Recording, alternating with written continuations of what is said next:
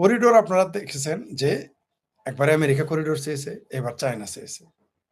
আবার এই করিডোরের পক্ষে আমেরিকার সকল চুক্তির পক্ষে দালালরা তো যা ইচ্ছা তাই বলতেছে। একেবারে আমেরিকার চুক্তি মানলে বাংলাদেশ চেলচেলায় বেহেশতে চলে যাবে। মাদ্রাসায় আর বলাৎকার হওয়ার জন্য ছাত্র রাখতে হবে না। পোলাপান পাঠাইতে হবে না, পোলা মেয়েরা পাঠাইতে হবে না। চেলচেলায় বেহেশতে চলে যাবে। আমেরিকা যদি করিডোর দেয়, নেয়, আমেরিকার কথাই দেয়। ওই মিয়ানমারে। এখন চায়না চেয়েছে করিডোর। এর পক্ষে দেখলাম যে বাংলাদেশের হেফাজতে পাকিস্তানি দালালেরা একেবারে এই করিডোরের পক্ষে বাংলাদেশে কি লাভ সব বলতেছে।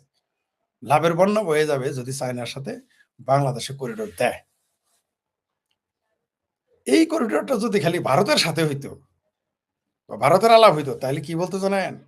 দেশ বেচা হয়ে গেছে, দেশ শেষ, সার্বভৌমত্ব শেষ, এই চুক্তি গোলাপি চুক্তি। এই লোকগুলোই আবার তখন ভারতের সাথে করিডোর হলেই শেষ, সব শেষ, দেশ শেষ। চায়নার সাথে করিডোর হলে শেষ হবে না। একটু ভালোভাবে ইয়াবাতে এমনি আসে পাইকারি ধরে। সংসদে আজকে খুব মজার ঘটনা ঘটেছে। সংসদের খবরে দেখলাম তাহলে যে গয়াদা একটা মচৎকার কথা বলে ফেলেছেন। জননেত্রী শেখ হাসিনা সংসদে একটা লোককে বলতেন যে আলীর পায়ে বল কোন দিকে যেন যায়। সুরঞ্জিত সেনগুপ্ত যখন সংসদে কথা বলতেন, জননেত্রী শেখ হাসিনা এই কথাটা বলতেন যে আলীর পায়ে বল, গোল তো একদিকে হবেই। মানে মাঝে মাঝে আত্মঘাতী হয়ে যেত। গয়াদা একটা আত্মঘাতী কথা বলে ফেলেছেন। কিভাবে? তার দলের বিরুদ্ধে, তার মন্ত্রীর বিরুদ্ধে, তার সরকারের বিরুদ্ধে। তার এই মুসলেকা সরকার না তো মুসলেকা সরকার। কি বলেছে? গয়াদা বলেছে আগে তো বদির বাড়ির উপর দিয়ে ইয়াবা আসতো, এখন তো বদি নাই, বদির নাকি গদি নাই, বদিও নাই, হাওয়া হয়ে গেছে। তো এখন কোথা থেকে ইয়াবা আসে? ডাইরেক্ট বলেছে স্বরাষ্ট্রমন্ত্রীর বাড়ি দিয়েই আসে। আত্মঘাতী গোল করে ফেলেছে আমাদের গয়াদা। স্বরাষ্ট্রমন্ত্রী বাড়ি হয়েই এখন ইয়াবা আসে। আমি বারবার একটা কথা বলি, আমি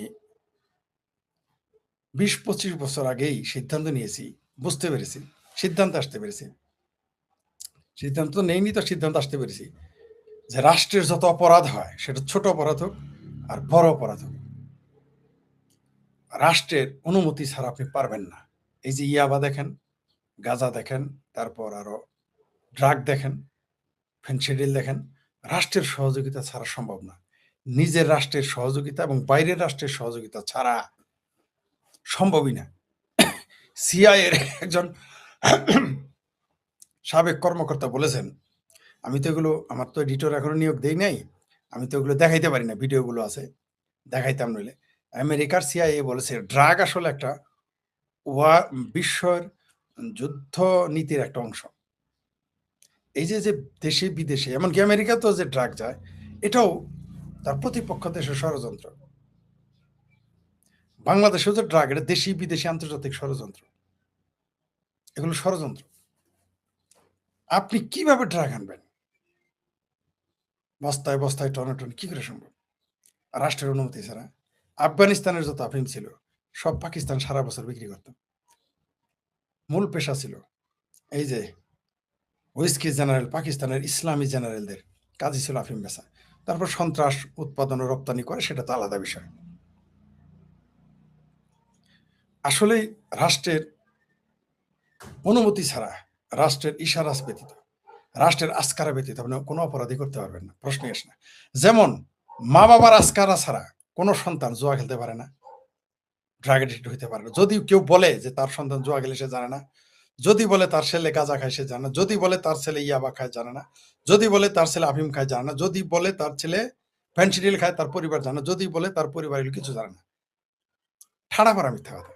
আমি দায়িত্ব নিয়ে বললাম, আমি আমার জেলার, এমনকি যার ছেলে ড্রাগ বেচে তার বাবা জানে না, তার পরিবার জানে না, ঠাড়া মারা মিথ্যা কথা। আমি আমার জেলার, মানে জামালপুর জেলার যারা ড্রাগ বিক্রি করে এবং খায়, গ্রহণ করে, আমি তাদের উপর আজ থেকে ২০ বছর আগে গবেষণা করেছি। সেটা যত বড় ক্ষমতাধর হোক আর একেবারে ছেঁচকা ড্রাগ ডিলার হোক আর বিক্রেতা হোক আর খাদক হোক, তার পরিবার জানে, তার গ্রামের মাতাব্বর জানে, এলাকার মেয়র জানে, কাউন্সিলর জানে, চেয়ারম্যান জানে, মেম্বার জানে, থানা জানে, তার মা বাবাও জানে কে ড্রাগ খায়, কে ড্রাগ বেচে। কেউ যদি বলে যে জুয়ার ডিলার যারা এখন এই যে ক্রিকেটের জুয়ার ডিলার হয়েছে কে জানে না? প্রত্যেকেই জানে। আমার জেলায় কারা এটা করে আমি জানি। আমার জেলার প্রত্যেকটা যারা করে তাদের গ্রামের, শহরের, উপশহরের প্রত্যেকটা গলির পোলাপান ১০ বছরের বাচ্চারা জিজ্ঞেস করুন বলে দিবে।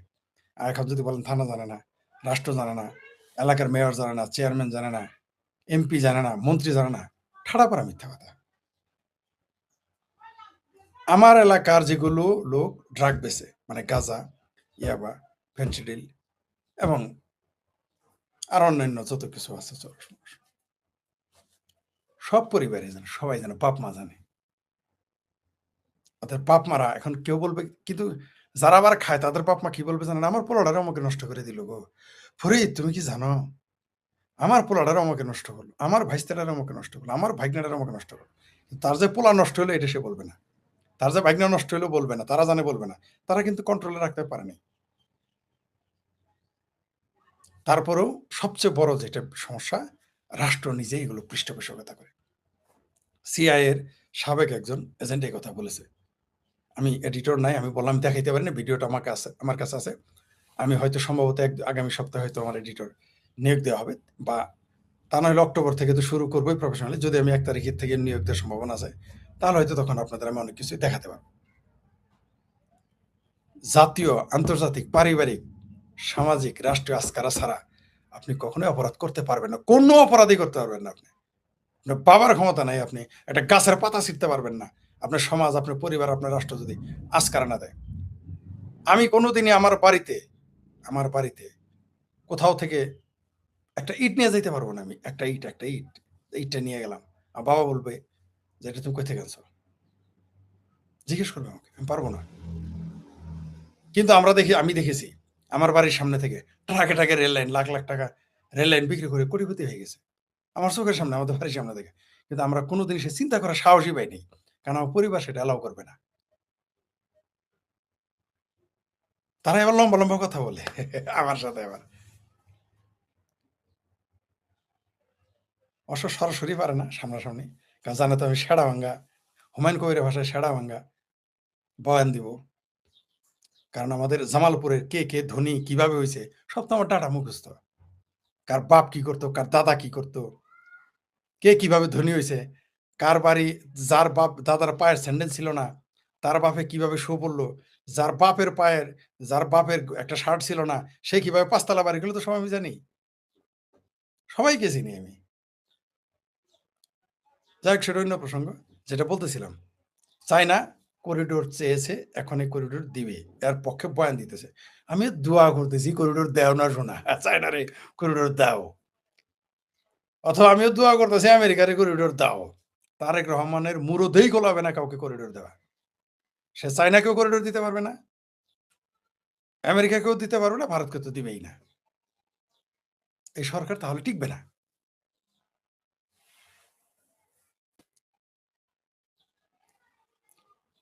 এবার আসি ভারতের ভিসা। আপনারা একটা দৃশ্য দেখেছেন যে ভারতের ভিসার জন্যে জামাতের বউ আর জামাতি কিভাবে, কি করুণভাবে দীনেশ ত্রিবেদী বর্তমান বাংলাদেশের ভারতীয় হাই কমিশনার এবং বর্তমানে তিনি মন্ত্রিত্বের পদমর্যাদার তিনি। কি করুণভাবেই না বেগিং করলো দেখলাম ভিসা। তো ভারতে তো যাবো আমার মতো ভারতের দালালেরা। আপনারা কেন যাবেন? যারা বলেন দিল্লি না ঢাকা, দিল্লি না Dhaka, India boycott, India boycott. আপনারা কেন ভিসা নিয়ে যাবেন? আবার দেখলাম জাহাঙ্গীরনগর বিশ্ববিদ্যালয়ের একজন শিক্ষক, বাপ হইলো ভাষা আন্দোলনের কি ভাষা সৈনিক নাকি? আবার বাপ মুক্তিযোদ্ধা নাকি, বাবা না দাদা নাকি ভাষা সৈনিক আর বাপ নাকি মুক্তিযোদ্ধা নাকি ২ টাই। আমি জানি না এই মুহূর্তে। সে লোক লিখছে যে ভারতের কোনো উপায়ই ছিল না। আওয়ামী লীগ করে কিন্তু আবার। আগে শেখ হাসিনার ছবি রাখতো প্রোফাইলে, আওয়ামী লীগ ক্ষমতায় যাওয়ার পরে সে প্রোফাইল ছেড়ে অন্যটা দিছে। এখন আর মুরদে খোলায় না। যত বড় আওয়ামী লীগ আছো, সোনার চান পিতলা গুগু, যারা শেখ হাসিনার ছবি দিতা, বড়, বড় নেতার সেলফি ছবি দিতা, এখন তারা কোথায়? মুরুদ এখন আর কোলায় না। তখন তো শেখ হাসিনার সাথে ছবি থাকলে সেটা একেবারে কোরআনের পাতার মতো রাখতা। এখন ফেসবুকে দিতে ভয় কেন? সে লিখেছে ইন্ডিয়া নাকি বাধ্য হইছে ভিসা দিতে। বাংলাদেশের লোকজনের তাও আবার বিশ্ববিদ্যালয়ের শিক্ষক। আবার কেউ লিখছে ব্যবসা করা ছাড়া তো ভারতে ভাত পাবে না বাংলাদেশের সাথে ব্যবসা না করলে। তুমি যাও কেন? কিনো না দেখি। তোমরা না বলছো ইন্ডিয়া বয়কট, ইন্ডিয়া বয়কট। ওই যে ভিপি নুরা, তারপর রাশেদ, তারপর আরেকে আমতারেক, জামতারেক, তারপর বিএনপি, ছাত্রদল, ছাত্রদল, তারপর কি জামাত, হেফাজত, ইলিয়াচ্ছে, ফিলিয়াচ্ছে, প্যানিক ভট্ট, এই যে হেফাজত, চাবরা নাইপির, আমার ভাবির ফল কত না মিছিল করছো ইন্ডিয়া বয়কটে। যায় না ইন্ডিয়া দেখি। তোমার শত্রু যদি ইন্ডিয়া হয়, তুমি যদি মনে করো ইন্ডিয়া তার ব্যবসার জন্য, তুমি যাও না। আমার বলে কি টাকা ছাড়া কি চিকিৎসা করতে যাবো? এই বাংলাদেশের অভিনেতা অভিনেত্রীরা এই কথা বলতো যে টাকা ছাড়া চিকিৎসা, থাইল্যান্ড যান, ভারতে যান কেন? আমরা কে বলছে আপনি আপনার ভাই বোনের সাথে ঝগড়া হইলে মুখের দিকে তাকান না, মায়ের পেটের বোনের সাথে। আরে বাপ মায়ের দিকে তাকান না, বাইকনের দিকে তাকান না, বাইস্তের দিকে তাকান না, চাচার দিকে তাকান না, জ্যাঠার দিকে তাকান না, তাকায় দেখেন না যখন বিরোধ হয়। ভারত আপনার কাছে এত খারাপ, তা আপনি ওখানে কেন যাবেন ভাই? হিন্দুদের রাষ্ট্র হিন্দুস্তান, যেখানে যেখানে গরুর মুত খায়, হাগে মুতে রাস্তায়, আপনি সেখানে কেন যাবেন? অবশ্য আপনারই ভাই বাইস্তে এলাকার লোকজন, আত্মীয় স্বজন, দেশের লোক এই ভারতেই কিন্তু প্রায় ১ কোটি ১.৫ কোটি ওইখানে গিয়ে কামের বুয়াগিরি করে এবং ওইখানে দিন মজুরি করে ওই গরুর মুতের খাওয়ার দেশে। এটা আবার ভুলে যায়েন না। আপনারা ১২ লক্ষ ১৪ লক্ষ রোহিঙ্গা নিয়েছেন, আরো নিবেন। কিন্তু আপনারা নিজের দেশের নাগরিক ভারতে আছে ১ কোটি ১.৫ কোটি, ওইটা আবার নিবেন না। ওইখানে ইসলাম প্রেম, মুসলমান প্রেম নাই। দেশপ্রেম এবার গায়েব। ওইখানে বিজিবি সাথে বাংলাদেশের তৌহিদি পাবলিক জনতা, যারা ইয়াবা খায়, হিরোইন খায়, সুদ খায়, ঘুষ খায়, তাদের নিয়ে পাহারা দিবেন তৌহিদি জনতা। ঘুষখোর তৌহিদি জনতা, ইয়াবাখোর তৌহিদি জনতা, চোরাকারবারি তৌহিদি জনতা, এদের নিয়ে পাহারা দিবেন। বার্মায় যান না কেন? বার্মায় যান। যেটা বলতেছিলাম বা যা বলছিলাম, ভারতের এই ভিসা চালু করেছে বাংলাদেশের কিছু মূর্খ, কিছু শিক্ষিত মূর্খ এবং বাঙ্গু পাঙ্গু ভাঙ্গু যারা আছে, তারা বলতেছে আহারে ভারতের আর উপায় নেই। তো যায়েন না আপনি, আপনি পাকিস্তান যান চিকিৎসা করতে, চায়না যান, থাইল্যান্ড যান, সিঙ্গাপুর যান, ভারতে যায়েন না। ভারতে যদি লাভ হয়, বললামই তো, মায়ের পেটের ভাইয়ের দিকে তাকান না, বোনের দিকে তাকান না, রাগ উঠলে বাপ মায়ের দিকে তাকান না, সম্পত্তি নিয়ে ঝগড়া হইলে। তাহলে আপনি কেন ভারতে যাবেন ভাই? এই ফাত্রামিটা বন্ধ করেন, এই ভণ্ডামিটা বন্ধ করেন। চা পাহাড় কোথাও যায়েন না। ভারত ছাড়া চলতে পারবেন না। এই যে আজকে থেকে ভিসা, কালকে থেকে ভিসা পাবেন, আমি জানি যে কিভাবে আপনারা পাইকারি হারে যাবেন। তো এখানে তো আমার মতো ভারতের দালাল, নরেন্দ্র মোদীর দালাল, আওয়ামী লীগের দোসর, শেখ হাসিনার দোসর, আওয়ামী লীগের নেতারা। আপনারা কেন যাবেন ভাই? আপনারা কেন যাবেন ভারতে? আপনার পাকিস্তান তো আপনাদের এখন জাত ভাই, ভিসা লাগে না। তারপর ৫০১ মৌলবী আফগানিস্তান থেকে ঘুরে আসলো, তার ভিসাই লাগলো না। দুবাই থেকে আসলো, গেল, মধুপুরের পীর সাহেব গেল, ভিসাই লাগলো না, ছিল লাগে না তাদের। আচ্ছা, কেমনে জানি করে এরকম? কালকে দেখলাম এক নায়ক এরকম করলো ভারতের, তাদের ভিসাই লাগে না। বুঝতে পারছেন? শুনেন, দুইখান কথা বলি। ভারতের ভিসা ছাড়া আপনারা চলতে পারবেন না। ভারতের সীমান্তে চোরা কারবারি ছাড়া আপনারা চলতে পারবেন না। বাংলাদেশের ১ কোটি মানুষ ডাইরেক্ট চোরা কারবারির উপরে নির্ভর করে। কমপক্ষে ১ কোটি লোক। এরা বাংলাদেশ এটা খায় না। সরাসরি ভারতের উপর নির্ভর করে।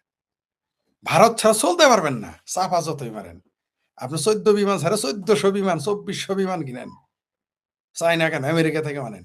আপনি ভারতের একটা চুল সোজা করার ক্ষমতা আমাদের নাই। চাপা যতই মারেন। করিডোর দেন চায়নারে, না করছে কারা? করিডোর দেন, আমেরিকারে দেন। ঘাঁটি তো দিয়ে দিছেন, দিয়ে দেন। করিডোর দেন দেখি। দেন না আপনি, না করছে কে? দেন। এখন আর গোলামি না। আমেরিকারে করিডোর দিলে গোলামি হয় না। তারপর চায়নারে করিডোর দিলে গোলামি হয় না। এইবার ক্ষমতায় কতদিন থাকবেন আপনারা? করিডোর দেন বা না দেন, জননেত্রী শেখ হাসিনা কিন্তু ঘোষণা দিয়েছে, আমি ডিসেম্বরে আসতেছি, এই বছরই আসবো। সিংহুয়াম আর জামাতিরা দিকে হাইরে ফালাফালি এই কথা নিয়ে। এই সিংহুয়াম আর জামাতিরা কিন্তু বলতো, বিএনপিরা কিন্তু বলতো, ছাত্রদল কিন্তু বলতো যে পুলিশ ছাড়া আইসা দেয়। তো সিংহুয়াম আপনারা কিন্তু আর্মি ছাড়া রাস্তায় নামতে পারতেছেন না। জামাতিরা আপনারা কিন্তু আর্মি ছাড়া চলতে পারেন না। বলছিলাম না যে ডিসেম্বরের পরে সেনাবাহিনী ঘুম আরাম করে ফেলাম? বলছিলাম কিনা? ২ মাস আগেই বলছিলাম। মানে যেদিন তারা ঘোষণা দিছে সেনাবাহিনী নিয়ে নিবে তার ১৫ দিন আগে থেকে বলা শুরু করছে। ডিসেম্বরের মধ্যে যদি সেনাবাহিনী বেড়াগায় ফিরে না যায়, সেনাবাহিনী ঘুম হারাম করে ফেলবো বাংলাদেশে। ফাত্রামি বন্ধ করে দেব। কিভাবে মিশনে যায় সেটা আমরা দেখব। এইভাবে বাংলাদেশে রাজনীতিকে ধ্বংস করে, গণতন্ত্রকে ধ্বংস করে এই বাংলাদেশের মোল্লার মিলিটারি কিভাবে টিকে থাকে আমরা দেখব। আমরাই দেখে নিব। আর তো শেখ হাসিনা ঘোষণা দিয়ে ফেলেছেন তিনি এই বছরই ফিরবেন।